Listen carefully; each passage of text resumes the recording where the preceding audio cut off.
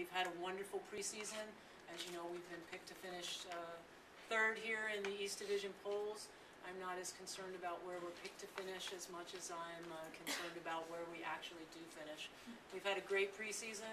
The majority of our players really worked hard over the summer to come back in better shape and be stronger and faster, and really focused on having some consistency day-to-day, play-to-play throughout this season.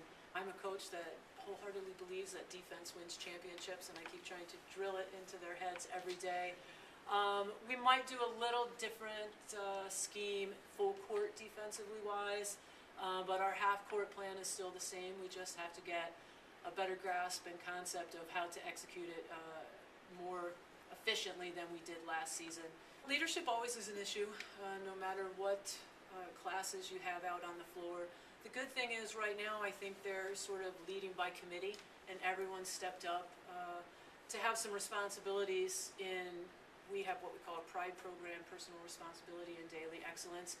And I think our goal was really to develop them all as leaders on and off the floor, so that one person doesn't have to, carry the burden on their shoulders of being the main person everyone goes to for leadership. The retention always usually is a big thing when you return a large class, but we've struggled a little bit here early, just trying to remember some of the things that we did very well last year. So I just think it's going to be a process of getting another scrimmage under our belt, getting a few more practices, because the lineup is completely different at this point than it was. So it's more people getting used to playing with a different person than it is having the retention of the plays and what we want to do on defense. I think it's more learning how to work together in that environment. We all know what to expect. Like, we all have to pick each other up, and there's not like we said, there's not one leader on the court. So it's like we all from each position have to pick each other up and be a leader on it. I think the interesting thing is, most of the athletes that we recruit have stellar high school careers, and you would think they come in with a lot of confidence into the college game,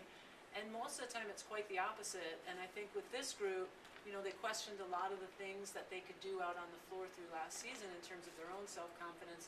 And after the success they saw as a group and the success that they saw individually, I think some light bulbs started to go on where they said, hey, we really could come together and get some better opportunities down the line.